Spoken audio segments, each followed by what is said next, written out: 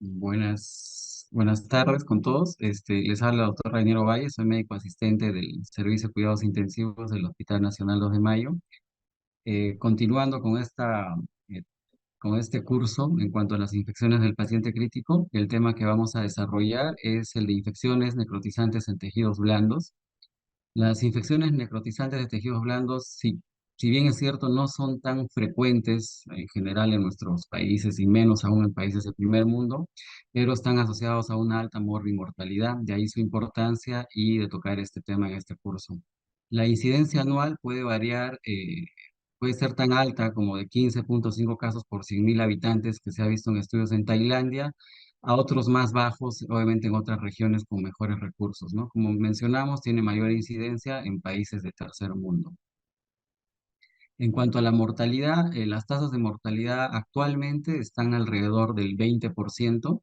Hay un último metaanálisis que revisó la mortalidad desde el año 2000 hasta el 2020, en el cual se ha visto que ha habido un descenso en verdad discreto de la mortalidad, pero que la tendencia en los últimos años es esa, ¿no? A ir disminuyendo, pero muy lentamente.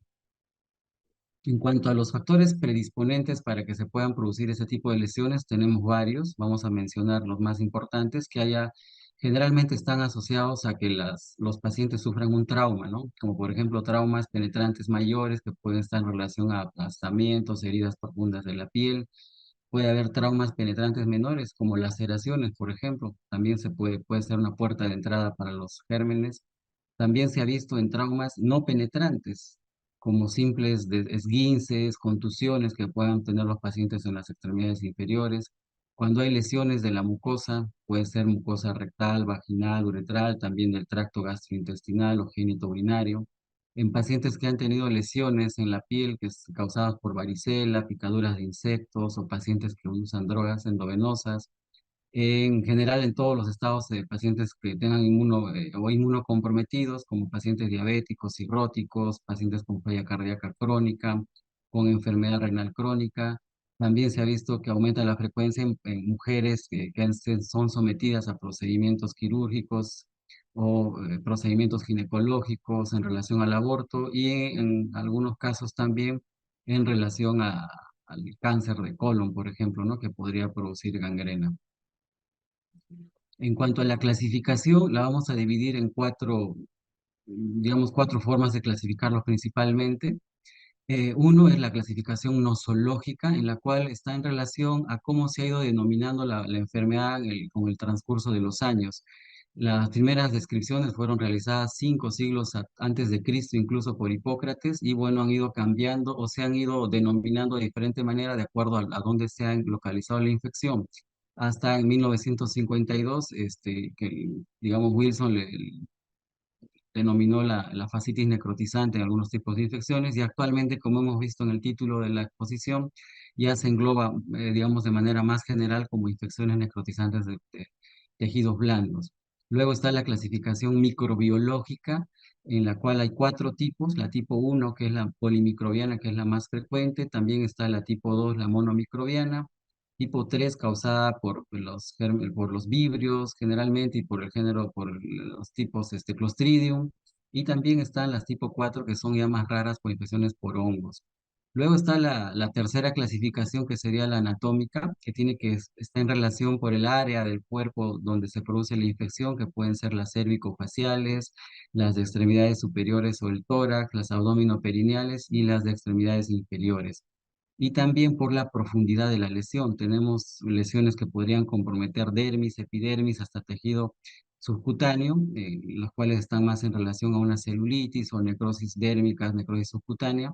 Ya cuando compromete tejidos más profundos, como son el plano facial, ya se denomina fascitis necrotizante. Y cuando compromete más profundamente ya el músculo, ya estamos hablando de mionecrosis. Hay una clasificación pragmática que la divide en dos grupos nada más: si son infecciones no necrotizantes o necrotizantes. ¿Esto para qué? Con fines terapéuticos. Si son necrotizantes, tienen que ir a un desbridamiento quirúrgico urgente. En cuanto a la patogénesis, como hemos visto, hay dos grupos principalmente, que son los polimicrobianos y las infecciones monomicrobianas. En relación a las infecciones polimicrobianas, generalmente las bacterias que causan este tipo de infecciones son bacterias residentes o son parte de la flora de los pacientes, ¿no? Son de la microbiota de las personas que están en la piel, en las mucosas. Las bacterias, estas bacterias ingresan al tejido subcutáneo a través de lesiones en la piel por heridas, por contusiones o también puede ser por diseminación desde el tracto orofaríngeo, genitourinario. Y como dijimos, estas bacterias que normalmente no son virulentas hacen sinergia entre ellas y en un tejido desvitalizado y en un paciente con comorbilidades pueden producir una infección de los tejidos blandos. La otra causa que hemos visto, o el otro tipo de infección, son las infecciones monomicrobianas. De ellas, las más importantes y más estudiadas son las infecciones por el estreptococo del grupo A. Estas infecciones, como sabemos, se transmiten por vía aérea, por gotitas o por contacto. Hasta en un 50% de las infecciones por estreptococo del grupo A o piógenes se ha encontrado que están asociados a lesiones en la piel que pueden ser consecuencia de traumatismos mayores, menores o lesiones cutáneas, como hemos visto anteriormente. Hay un 50%, este es un número importante, en el cual no se encuentra una puerta de entrada. Y de este 50%, solamente en un cuarto de estos pacientes, en una cuarta parte o un 25% se ha visto que ha habido un traumatismo contundente, ¿no? Que como podría ser un golpe, una contusión. En el resto no se ha encontrado una puerta de entrada. Entonces, en estos pacientes se asocia que la infección se produce por diseminación hematógena digamos, a partir de unas faringitis que ha tenido el paciente por estreptococo. En cuanto a la patogénesis misma del cuadro, eh, este es un gráfico que salió publicado en el New England, que es bastante didáctico, en el cual vamos a ver las imágenes que están en relación en que si la lesión o sea, hay una puerta de entrada para el ingreso del germen o sin puerta de entrada. En este caso, el gráfico se refiere a la infección por el Streptococcus pyogenes habiendo una puerta de entrada. Entonces acá podemos ver la epidermis, vemos la dermis, el tejido subcutáneo, el plano facial y el músculo. Entonces, en este caso hay una lesión en la piel o en la mucosa del paciente. El estreptococo, perdón, ingresa en la dermis. ¿Ya? Posteriormente, el estreptococo va a liberar sus exotoxinas que van a producir un daño tisular local. Esto se va a traducir en eritema y en edema de la piel del paciente. A su vez, el organismo también desencadena su respuesta inflamatoria, produciendo la agregación leucocitaria, plaquetaria, que va a producir un daño a nivel del suplemento vascular con oclusión de las arteriolas y las vénulas a este nivel. Conforme sigue progresando la infección, ya se empieza a producir necrosis en la dermis, necrosis en el tejido celular y ya empieza a haber aparición de ampollas y equimosis en la piel del paciente. Ya en una etapa final de la enfermedad, que puede ser en horas o días, incluso hemos visto en casos de shock tóxico, por ejemplo, puede ser corta la evolución y en la mayoría de los casos es en cuestión de días. Ya la necrosis se va extendiendo, ya el daño tisular se hace más profundo, llega al plano facial, al plano muscular, a la oclusión vascular al producir isquemia también produce mayor necrosis, ya se ven ampollas mucho más grandes y ya se ven necrosis en la piel del paciente. Esto cuando sabemos la puerta de entrada, pero cuando no está definida la puerta de entrada, este sería el mecanismo fisiopatológico por el cual se produce. Por ejemplo, una persona sufre un golpe contundente, pónganse en la pierna, hay una injuria, digamos, tisular profunda, se desencadena una respuesta reparadora que es estimulada por el cuerpo. Esta respuesta reparadora va a haber una agregación leucocitaria en la zona y se van a activar las células progenitoras miogénicas. Entonces, en esta zona lesionada, en huéspedes susceptibles y también por una bacteriemia transitoria, pónganse que el paciente tiene una faringitis, por ejemplo, estreptocócica, la bacteria está en el torrente sanguíneo, invade este tejido lesionado y a través de las células progenitoras miogénicas que sirvieron en un momento para reparar, estas tienen bimentina, que son unas proteínas que hacen que los estreptococos se unan a estas bimentinas y aumentan la proliferación bacteriana. Entonces la bacteria al proliferarse empieza a liberar exotoxinas con una gran respuesta inflamatoria local y también la reacción del huésped al producir la agregación leucocitaria, plaquetaria, ya hemos visto que produce daño vascular, entonces la infección se va a generalizar, ¿no? Ya hay daño tisular profundo y las lesiones van de adentro hacia afuera y ya en la parte final se produce necrosis en todos los tejidos, como hemos visto con el cuadro similar, el anterior, donde se producen ampollas grandes y necrosis de la piel. Es importante este cuadro porque acá nos muestra que las infecciones, en este caso, cuando son por lesiones no penetrantes, vemos que para que se evidencien lesiones en la piel, a veces son imperceptibles en un primer momento y ya cuando se logran diagnosticar, y a veces son etapas avanzadas de la infección. En cuanto al diagnóstico, principalmente clínico, los síntomas que se van a ver de inicio va a haber edema en la zona de la lesión, va a haber un dolor importante, aumento de la sensibilidad, eritema, la piel va a estar caliente y el paciente ya puede tener fiebre. Después, conforme pasan los días, ya el paciente puede empezar a tener bulas o ampollas necróticas, va a haber necrosis en la piel, puede crepitar si hay infección por una gangrena gaseosa, y si ya la infección sigue progresando, el paciente va a entrar en shock y en falla orgánica múltiple. En cuanto al diagnóstico clínico también, es importante para hacer el diagnóstico y poder detectar a tiempo la infección, hacer una exploración quirúrgica. Es el gol estándar, ¿no? Para hacer el diagnóstico. ¿Qué significa? Uno tiene la sospecha de que hay una infección necrotizante, el cirujano tiene que entrar a hacer una exploración quirúrgica, tiene que hacer un desbridamiento importante para ver cuál es la profundidad de la lesión y si hay necrosis. Entonces, esta exploración quirúrgica nos sirve para ver si hay necrosis de los tejidos, va a haber una secreción como agua de la vajilla en los tejidos. Se puede evidenciar una prueba digital positiva en la cual el cirujano solamente sin usar instrumental quirúrgica con los dedos puede desbridar los tejidos con facilidad y estos están con tanta lesión que ni siquiera sangran, los músculos no se contraen. Y esta exploración quirúrgica, aparte de poder ver, digamos, nosotros mismos la lesión, también sirve para tomar muestras, ¿no? Hay que tomar muestras de biopsia, cultivos, tinción para poder dirigir posteriormente el tratamiento. Se pueden producir errores de diagnóstico. Se dice que alrededor del 50% incluso hay un retraso en el diagnóstico inicial. Y esto se puede producir porque hay algunos síntomas o signos que podrían inducirnos a error, ¿no? Por ejemplo, algunos pacientes no hacen fiebre y se debe a que están tomando medicación o algunas infecciones por algunos tipos de Clostridium. Algunos no hacen manifestaciones cutáneas al principio, como hemos visto en los traumas no penetrantes o atribuyen el dolor a algún procedimiento, alguna intervención quirúrgica previa. Las imágenes tampoco son tan específicas y nos podrían inducir error si no vemos, por decir gas, solo vemos edema, o también el paciente podría tener algunas manifestaciones sistémicas y nosotros podemos asociar eso a otro tipo de infecciones y no necesariamente a la de tejidos blandos. En cuanto al apoyo diagnóstico, las imágenes, lo mejor que se tiene a la mano es la resonancia magnética para ver partes blandas. Sin embargo, en el contexto de pacientes críticos, esto es poco práctico y no realizable, pero si fuese si la condición del paciente lo permitiese, pues esto es ideal, ¿no? En este caso es por ejemplo, el corte de un miembro inferior, donde se puede ver el músculo y se puede ver la fascia, ¿no? Que está hiperintensa, edematizada, con aumento de volumen. Esos son signos de que ya hay una fascitis, por ejemplo, en este caso, ¿no? Las rayos X también son útiles, pero en verdad son de poca ayuda. Acá en la imagen lo que se ve es un miembro inferior y se puede ver ya unas burbujas de aire, pero eso ya cuando la infección está avanzada y en casos de que haya una gangrena gaseosa, por ejemplo, ¿no? La tomografía está indicada principalmente en infecciones del cuello, cérvico-faciales o en las abdominoperineales, y lo que encontramos va a ser aire, gas en el tejido, va a haber colecciones, va a haber edema en la fascia y un realce en la fascia cuando se utiliza tomografías con contraste.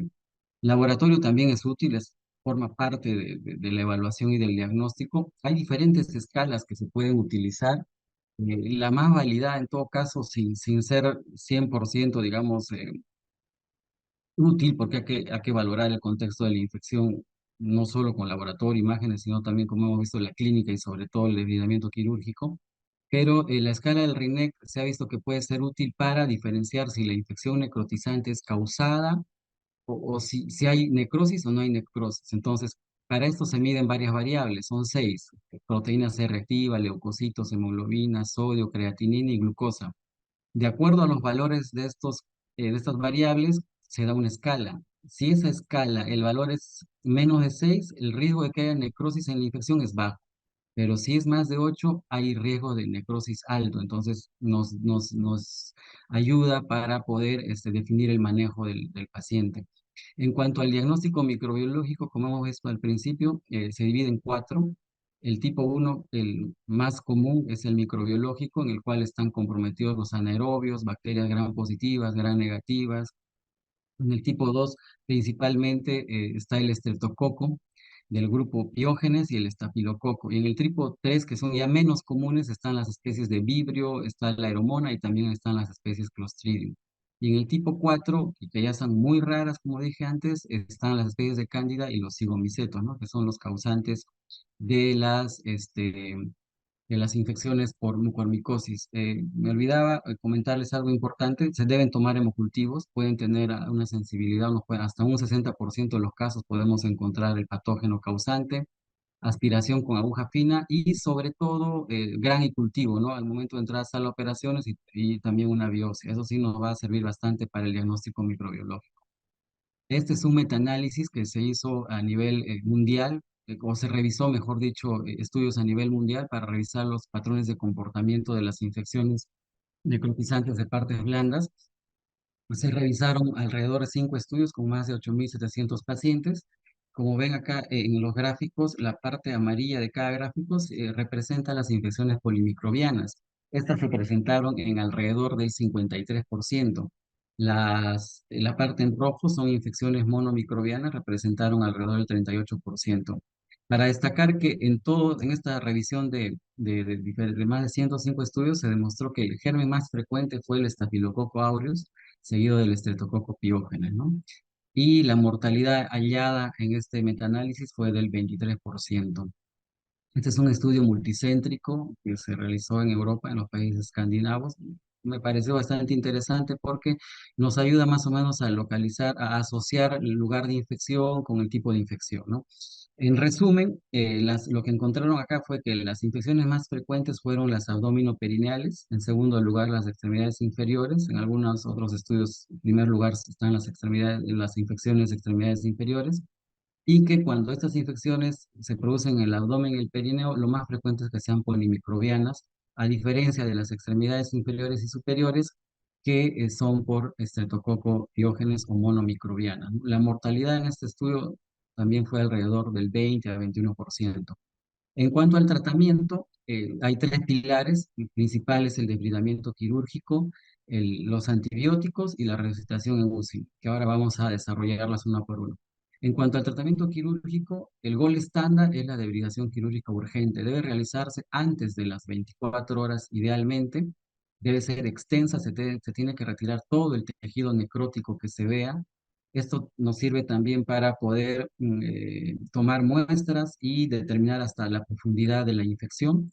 Lo ideal es que se tenga que hacer una intervención quirúrgica a las 24 horas y cada 24 o 48 horas hasta que no haya tejido necrótico visible en la lesión. Como hemos visto antes, el tiempo de la cirugía es uno de los principales factores pronósticos modificables. Hay estudios, como vamos a ver en la siguiente lámina, en el cual se ha demostrado que cuanto antes entra el paciente a sala de operaciones, menor mortalidad va a tener. Y obviamente, cuanto más se atrasa la cirugía, más mortalidad. Esto como dato para el tema de nosotros que manejamos en UCI, los pacientes, hay estudios, todavía no tienen, digamos, una evidencia demostrada, pero el uso de los VACs, ¿no? Los dispositivos de presión negativa, se ha visto que ayuda en la curación de heridas extensas y complejas, ¿no? Este es el estudio que les mencionaba, es un metaanálisis en realidad, ¿no? Y una revisión sistemática que se publicó el 2020, en el cual se revisaron más de 100 estudios y más de 6.000 pacientes, en los cuales encontraron que pacientes que se operaban antes de las 6 horas de ingreso del paciente al hospital tenían una disminución de la mortalidad de alrededor del 50%, incluso con valores aceptables si se operaban hasta antes de las 12 horas, pero ya un retraso mayor a 24 horas está asociado a mayor mortalidad. Otro pilar importante es el tratamiento antibiótico. Este tratamiento antibiótico debe utilizar antibióticos de amplio espectro, porque hemos visto que las infecciones polimicrobianas son las más frecuentes. Se puede usar, también debería disminuir la producción de toxinas, específicamente para infecciones por estreptococo del grupo A, y en este caso se utiliza clindamicina, linezolid directamente. Y estos antibióticos también deben garantizar la mejor difusión tisular posible, porque estamos hablando de pacientes que están con un shock séptico, pacientes que tienen necrosis de los tejidos y que tienen alteraciones de su farmacocinética y farmacodinamia. Entonces debemos optimizar el antibiótico que se va a utilizar. Entonces, en relación a esta alteración de la farmacocinética y farmacodinamia, podemos decir lo siguiente: en pacientes con shock séptico va a haber una alteración de la PK y la PD. ¿Qué sucede? Hay un incremento del volumen de distribución. ¿Por qué? Porque hay un síndrome de fuga capilar. Entonces, digamos, va a tener repercusión en la concentración de los antibióticos. Igual hay una alteración del aclaramiento renal, va a haber una reducción de la perfusión tisular a este nivel o en los tejidos donde que están hipoperfundidos. Y también la hipoalbuminemia juega un rol. ¿Por qué? Porque los antibióticos, va a haber un incremento de los antibióticos no unidos a proteínas. Para poder compensar o corregir estas alteraciones, ¿qué se recomienda? Utilizar dosis de carga alta de los antibióticos, utilizarlos en infusión prolongada y hacer un monitoreo terapéutico de la droga. Y esta farmacocinética y farmacodinámica también va a estar alterada en las zonas donde hay necrosis y isquemia. ¿Por qué? Porque hemos visto que hay obstrucción microvascular, hay una reducción de la difusión de los tejidos. ¿Y cómo se puede corregir esto? Haciendo una remoción quirúrgica de todo el tejido necrótico. O sea, no tiene que haber, mientras, no tiene que haber tejido necrótico. Si hay tejido necrótico, la infección va a demorar en resolverse o no va a resolver, y se prefieren moléculas de alta difusión. La piperacilina es un buen antibiótico en relación al carbapenem porque tiene mejor penetración a nivel de este tipo de tejidos. En conclusión, lo que se tiene que hacer es antibióticos beta-lactámicos de amplio espectro, y la piperacilina tazobactam es un muy buen antibiótico que se puede utilizar. Se podría usar carbapenem en lugar de piperacilina tazobactam si hay alta sospecha de bacterias gram negativas multidrogo resistentes, dependiendo del perfil microbiológico del hospital. Si el paciente tiene sospecha de que hay una infección por estreptococo del grupo A, se puede asociar clindamicina. Si hay sospecha o si hay shock, perdón, se tiene que agregar un aminoglucósido idealmente por su efecto bactericida rápido. Y si hay sospecha de infecciones por estafilococo meticilino resistente, también de acuerdo al perfil microbiológico del hospital, se puede agregar vancomicina o linezolid. Ya, entonces, en conclusión, una buena terapia antibiótica empírica sería piperacilina tazobactam, más vancomicina, y se le podría agregar clindamicina, como les dije, si hay sospecha de infección por Streptococcus pyogenes. Esperamos el resultado del GRAM o de los cultivos y hacemos la terapia de escalación en cuanto tengamos los resultados. Hay terapias, digamos, en investigación que tienen que ver más con el tema molecular, que no vienen al caso, están en estudio. Por ahora todavía, como les digo, el uso no es, digamos, no está tan recomendado. ¿Cuánto tiempo se debería dar al antibiótico? Lo que se recomienda es 2 a 3 días después de la última deshidratación quirúrgica, y que obviamente que ya no tenga tejido necrótico, la respuesta inflamatoria esté controlada. En promedio se usa por 7 a 14 días.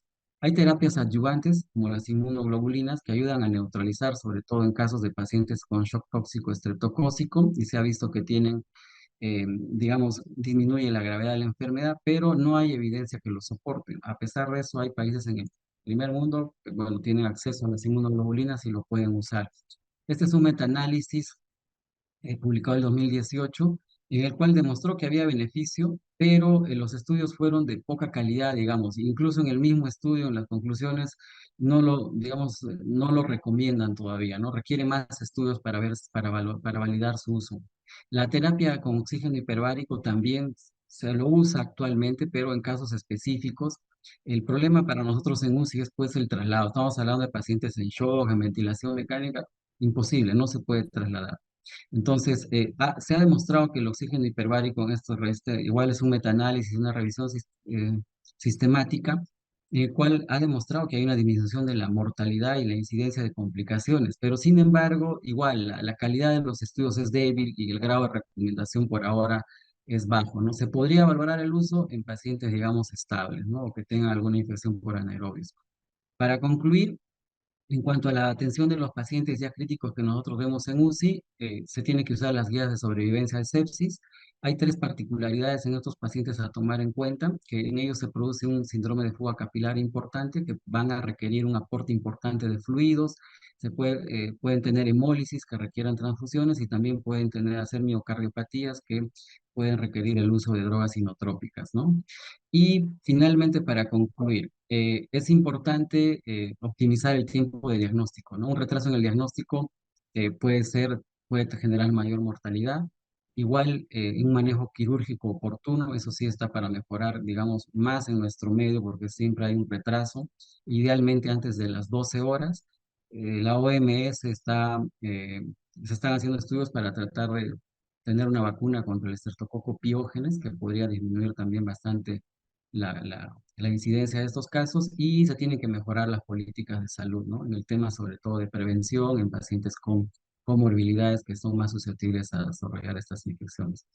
Bueno, muchas gracias, gracias por la invitación. Eso sería todo.